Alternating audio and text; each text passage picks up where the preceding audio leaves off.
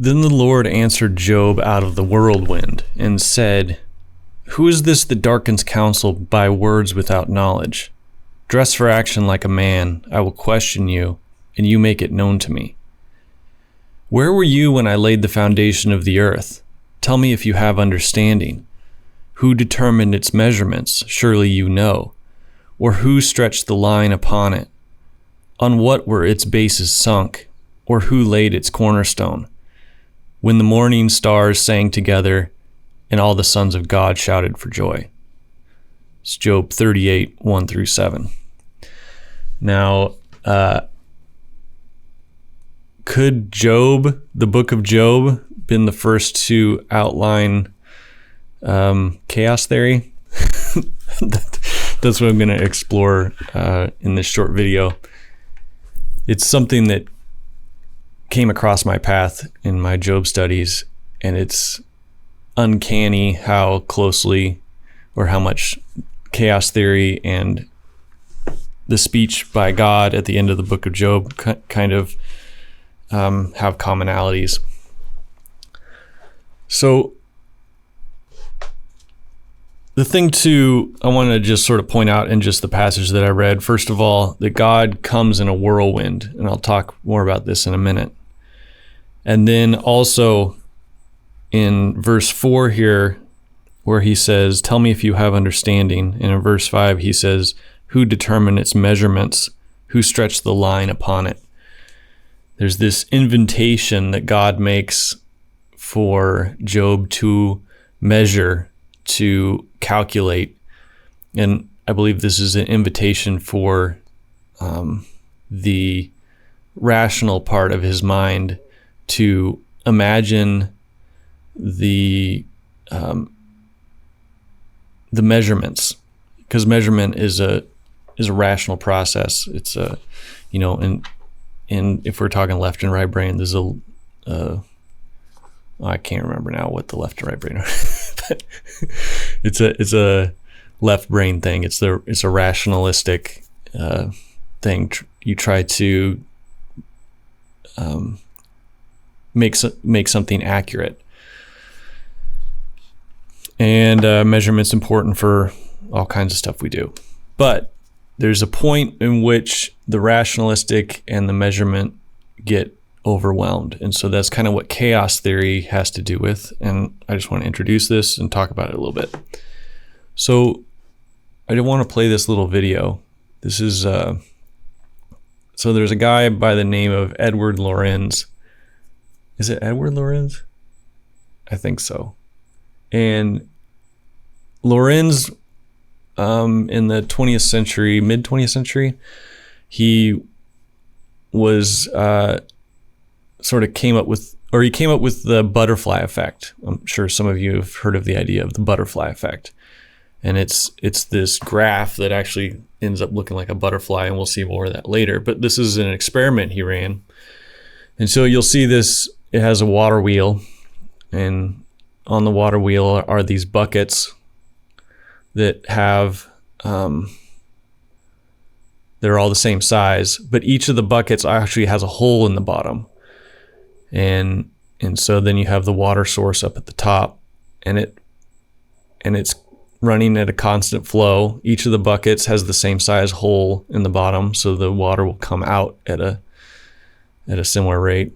This is a pretty messy water wheel, but you'll see as the buckets get filled, the water wheel will spin in one direction then the other. And this is all like, it's a very simple constant system.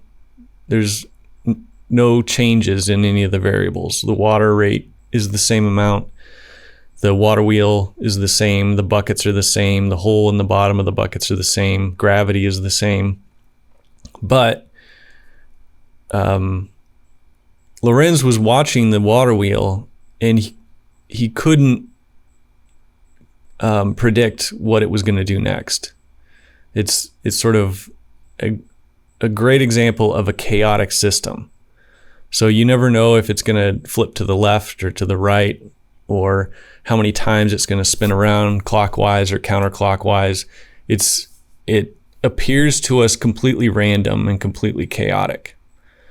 But it's obviously following simple laws of physics. So I'm going to play this other video that kind of gets into a little bit of the specifics of this. Chaos really came into focus in the 1960s when meteorologist Ed Lorenz tried to make a basic computer simulation of the Earth's atmosphere. He had 12 equations and 12 variables, things like temperature, pressure, humidity, and so on. And the computer would print out each time step as a row of 12 numbers, so you could watch how they evolved over time.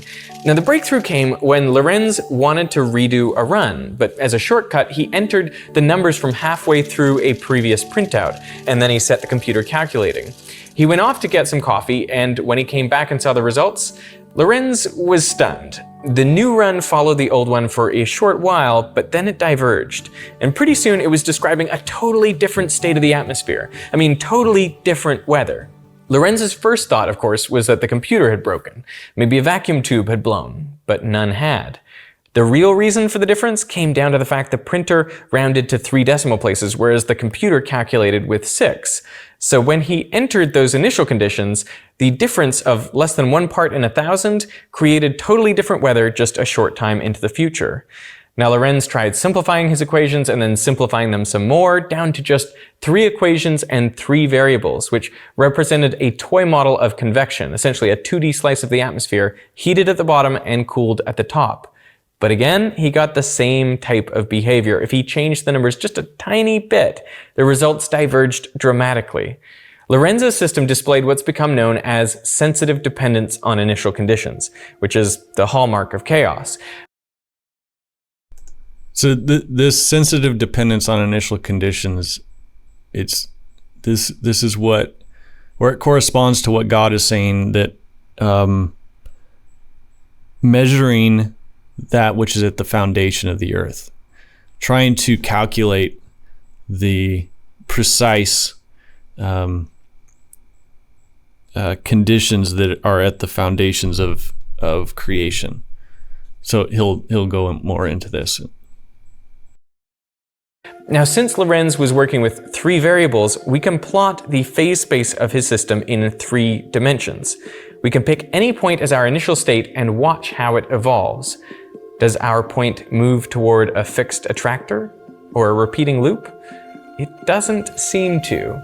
In truth, our system will never revisit the same exact state again. Here, I actually started with 3 closely spaced initial states, and they've been evolving together so far, but now they're starting to diverge. From being arbitrarily close together, they end up on totally different trajectories. This is sensitive dependence on initial conditions in action. Now, I should point out that there is nothing random at all about this system of equations. It's completely deterministic, just like the pendulum. So if you could input exactly the same initial conditions, you would get exactly the same result. The problem is, unlike the pendulum, this system is chaotic. So any difference in initial conditions, no matter how tiny, will be amplified to a totally different final state. It seems like a paradox, but this system is both deterministic and unpredictable. Because in practice, you could never know the initial conditions with perfect accuracy, and I'm talking infinite decimal places. But the result suggests why even today with huge supercomputers, it's so hard to forecast the weather more than a week in advance. In fact, studies have shown that by the 8th day of a long-range forecast, the prediction is less accurate than if you just took the historical average conditions for that day. And knowing about chaos, meteorologists no longer make just a single forecast. Instead, they make ensemble forecasts, varying initial conditions and model parameters to create a set of predictions. Now, far from being the exception to the rule, chaotic systems have been turning up everywhere. The double pendulum, just 2 simple pendulums connected together, is chaotic. Here, 2 double pendulums have been released simultaneously with almost the same initial conditions. But no matter how hard you try, you could never release a double pendulum and make it behave the same way twice. Its motion will forever be unpredictable.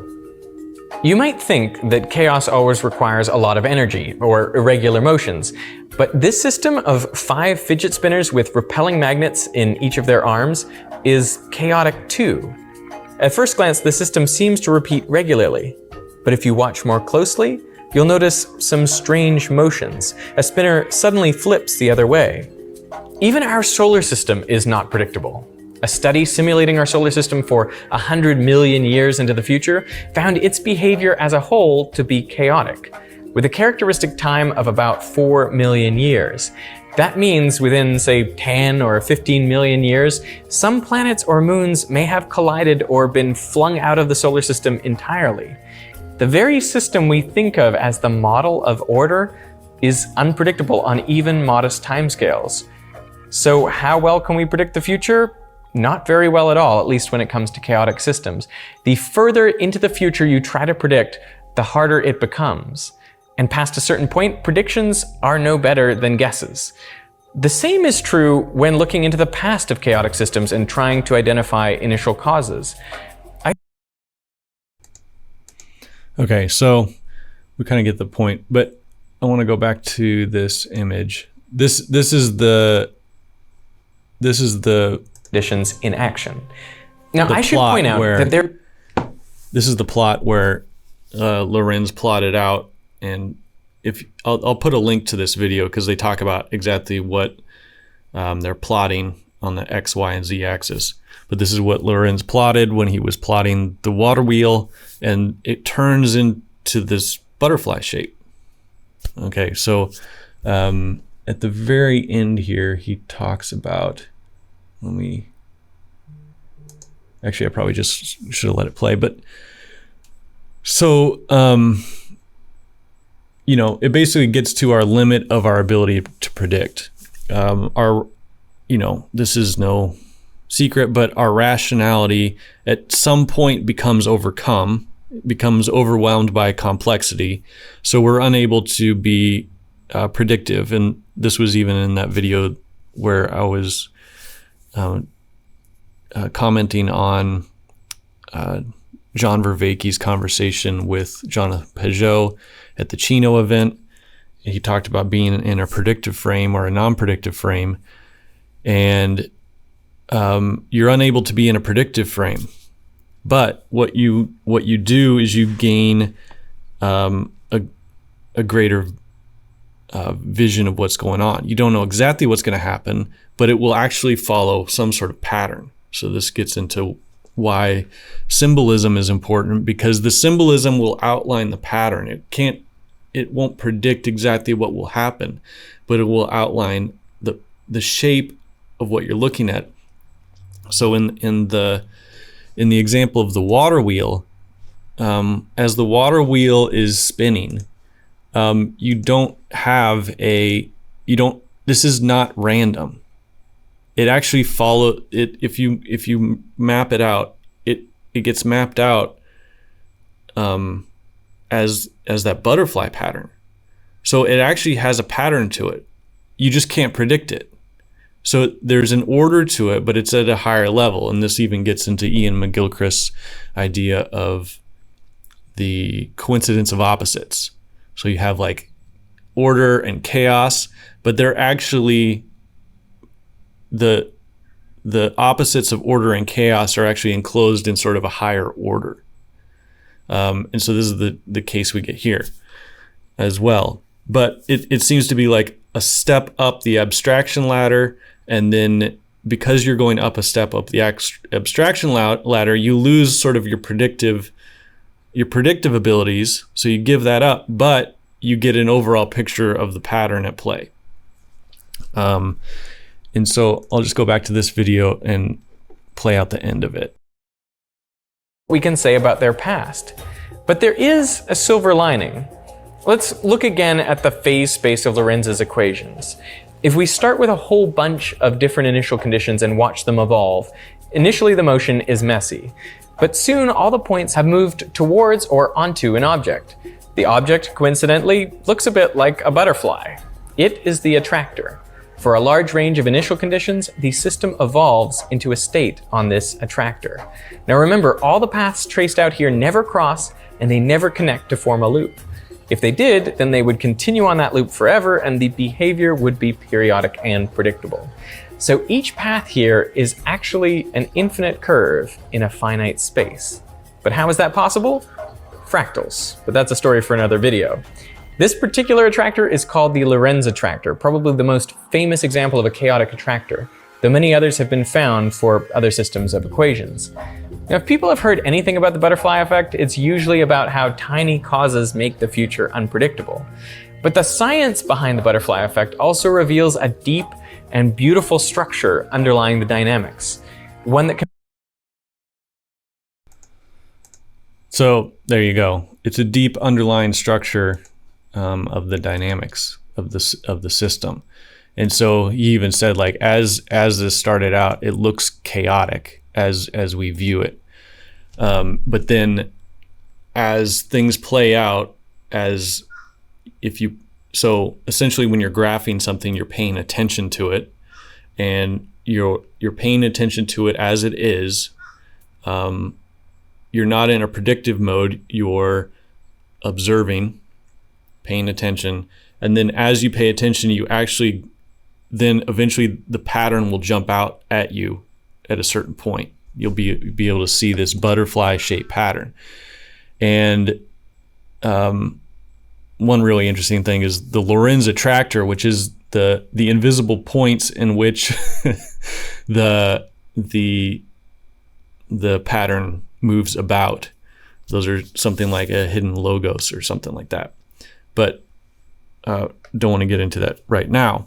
So moving from the messy to the ordered, so moving from this sort of chaotic formation into the ordered formation, you actually have this in the book of Job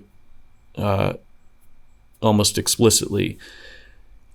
So as Job and his friends argue back and forth, and remember the middle part of Job is long. It's like 30 chapters long, or no, it's longer than 35 chapters long. It's so boring. It goes on forever. And it basically seems chaotic, especially with the types of things they're saying. It's very dark and disturbing. A lot of it, it very much fits this idea of sort of this chaotic mess. But there starts to be a pattern emerging, and you'll even see this as Job gains confidence in different things he discovers. And then as the friends actually become more discouraged with their line of argument and eventually stop talking.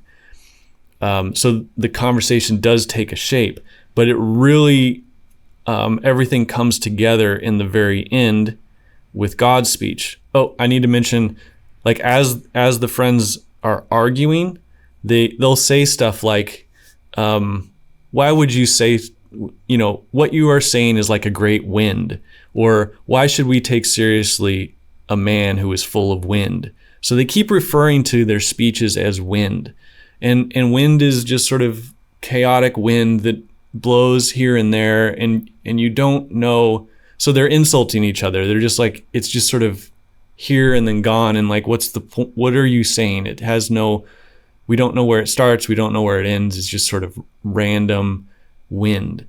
And now God shows up in the whirlwind. A whirlwind is not random wind. It actually has a form to it. So now in the speech of God, the wind has taken form, and it's gathered around, and in a whirlwind, it's gathered around a central point, much like in this image. You have the Lorenz attractor that everything's sort of gathering around. And much of God's speech is not the first time these things have been mentioned. So for example, when I read, where were you when I laid the foundation of the earth? This isn't the first time the foundations of the earth has been mentioned. In chapter 9, verse 6, Job mentions the foundations of the earth being shaken. Okay? And with God's speech and the speech of Job and his friends, God's speech usually is like an opposite of what Job or his friends will be talking about. So Job talks about the power of God and his ability to shake the foundations. And then God will talk about the foundations as being established and set. So there's this aspect of it where it's apophatic in a way. But all the parts of God's speech come out of the speeches of Job and his friends.